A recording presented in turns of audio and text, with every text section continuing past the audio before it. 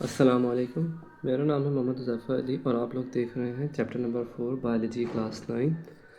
तो बच्चे, हमने चैप्टर नंबर 3 तक पढ़ लिया था। अब से हम नया चैप्टर स्टार्ट कर रहे हैं। इस चैप्टर में बेसिकली आप लोग पढ़ेंगे सेल्स के बारे में कि सेल्स क्या हैं और सेल्स से बनते हैं हमारे पास टिश्यूज़।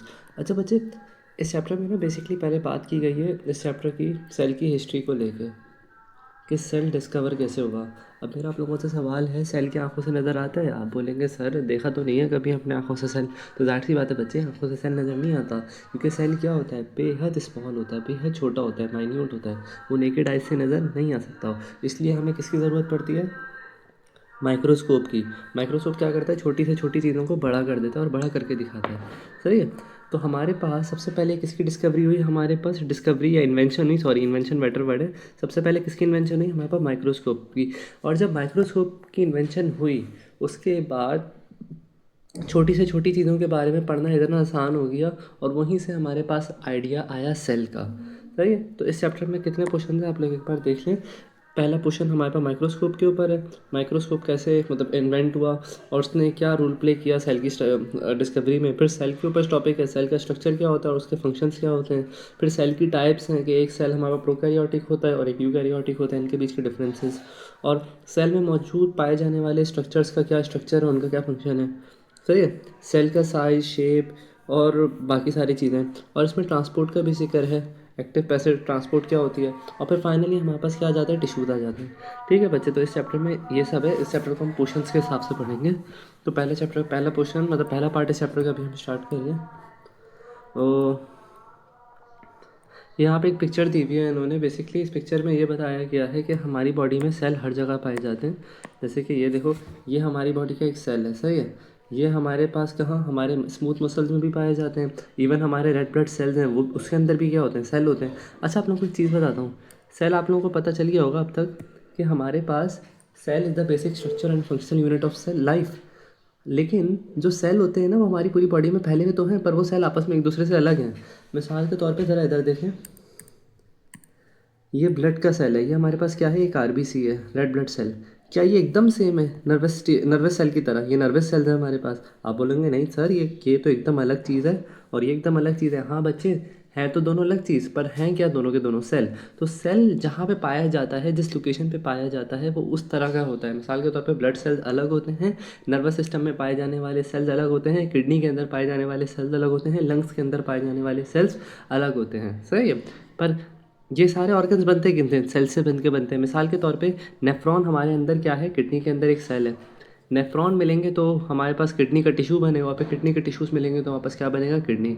इसी तरीके से हमारे पास न्यूरॉन्स क्या है, नर्वस टिश्यू है। न्यूरॉन्स मिलेंगे तो नर्वस टिश्यू बनेगा, नर्वस टिश्यू मिलेंगे तो आपस में क्या बन जाएगा, nervous organ, brain, spinal cord. सही है बच्चे, आगे चलते हैं।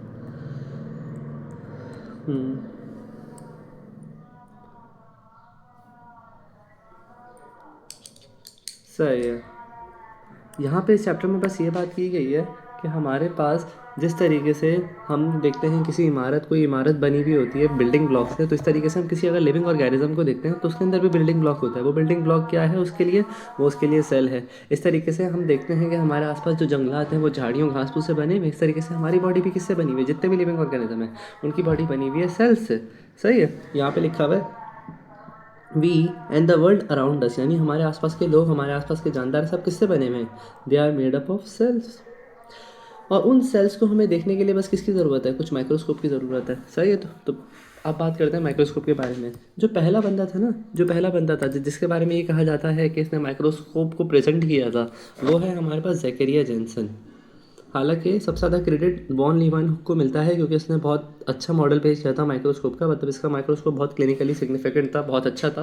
पर ज़ेकरिया जेनसन के बारे में कहा जाता है कि ये वो पहला इंसान था जिसने हमारे पास माइक्रोस्कोप को इन्वेंट किया था। इसकी स्टोरी ये थी कि इसकी ना नज़रें कमज़ोर थी, जो हमारे सर ने में सुनाई थी। तो इसने ना दो चश्मे की ना लेंसेज को मिलाया तो उसने देखा, अरे सामने वाली चीज़ तो बड़ी बड़ी होकर नज़र आ रही है। समझ रहे हो बच्चे, आपने एक चश्मे को लिया, उसके सामने दूसरे चश्मे को लिया और सामने कहीं पे फोकस किया तो जो सामने वाली चीज़ जिस पर आप फोकस कर रहे थे आपको बड़ी होकर नज़र आ रही है, जैसे मैग्नीफाइंग ग्लास में नहीं होता। तो इस तरीके से इसका आइडिया था। चलो आगे चलते हैं। रॉबर्ट हुक ने क्या किया, इसके माइक्रोस्कोप के वर्जन को इम्प्रूव किया। अब बात करते हैं माइक्रोस्कोप होता क्या है। यहाँ पढ़ें, microscopes are the instrument design to produce a magnified visual और photographic images of objects too small to be seen with the naked eye. Basically microscope वो चीज़ें होती हैं जिनसे हम उन चीज़ों को देखते हैं जो हमें हमारी नेकेड आई से, हमारी नंगी आंखों से हमें नज़र नहीं आती।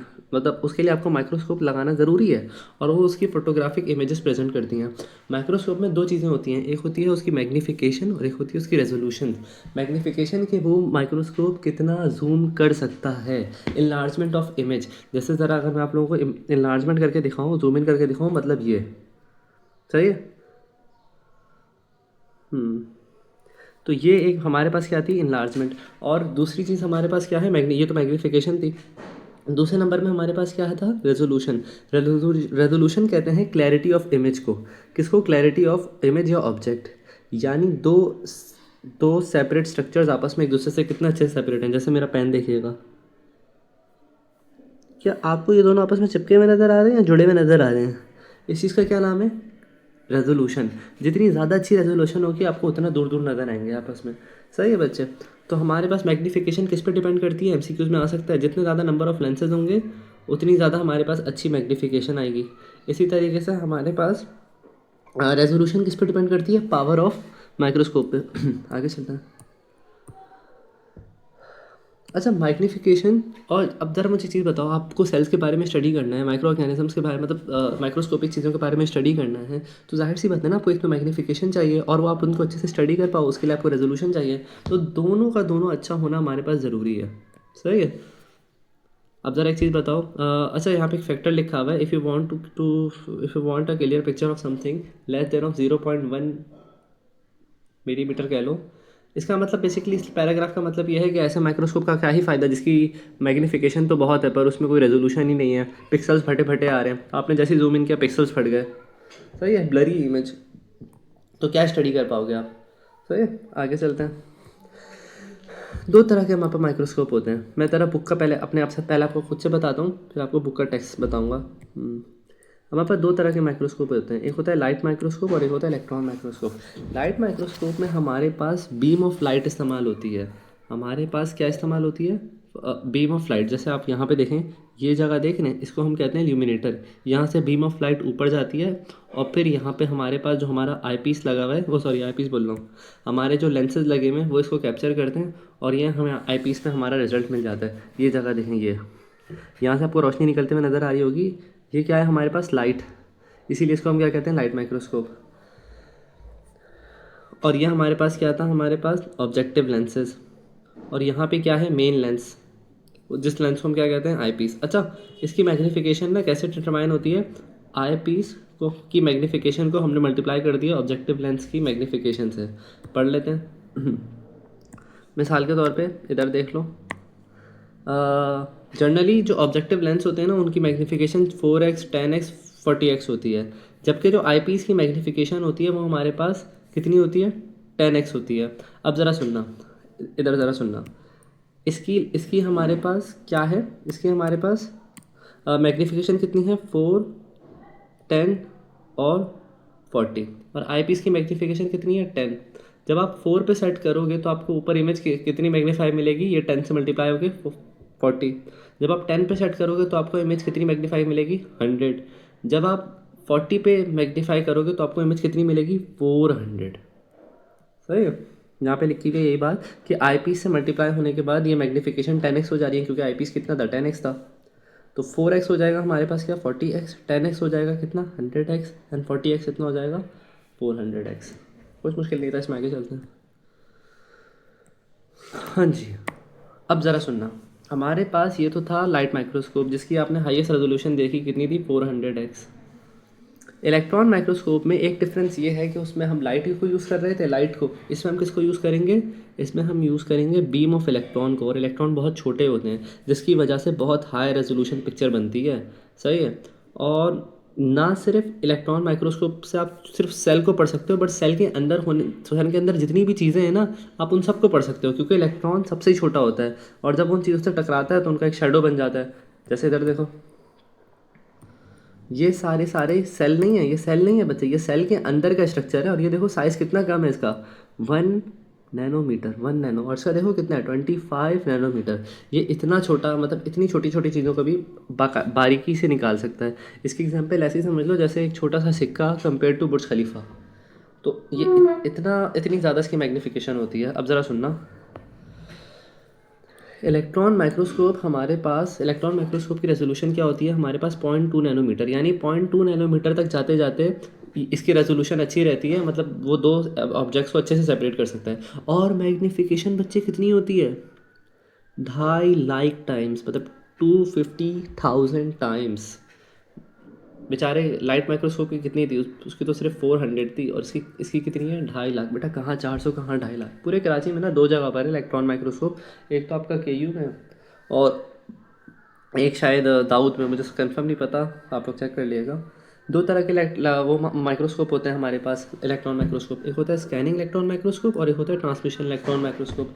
स्कैनिंग में क्या होता है हमारे पास बेसिकली ना, जैसे ये चैम्बर बना हुआ है, सही है, इस चैम्बर में आपने एक सेल लग दिया। अब जो इलेक्ट्रॉन होंगे ना वो इधर से भी आएंगे, इधर से भी आएंगे, इधर से भी आएंगे, इधर से भी आएंगे। तो उस लिविंग ऑर्गेनिज्म का पूरा 3D इमेज बन जाएगा आपके पास, सही है, और इधर से भी आएंगे। जबकि हमारे पास ट्रांसमिशन में क्या होता है, in the sample is cut into extremely thin slices before the imaging and the electron beam, बस सही है। बेसिकली आप इसमें क्या होता है, आपने ना एक लिविंग ऑर्गेनिज्म को लिया, उसके छोटे छोटे से स्लाइसेस बना दिए, मतलब उसकी बॉडी को काट दिया। अब क्या होगा, जब इसे बीम ऑफ इलेक्ट्रॉन पास होगी तो वो कुछ ऐसे दिखेंगे, मतलब सही है, मतलब उनसे फिर बीम ऑफ इलेक्ट्रॉन आपने पास करवा दी ऐसे, तो उनकी बॉडी आपको ऐसे दिख गई। ये रखा हुआ हमारे पास एक इलेक्ट्रॉन माइक्रोस्कोप, और ये उसमें ये उसकी अंदर की बनी हुई इमेज, देख सकते हैं कितनी क्लियर इमेज है। ओके, तो यहाँ तक बात हो गई हमारे पास माइक्रोस्कोपी की। अब आगे स्टार्ट करेंगे हम history of the development of cell theory.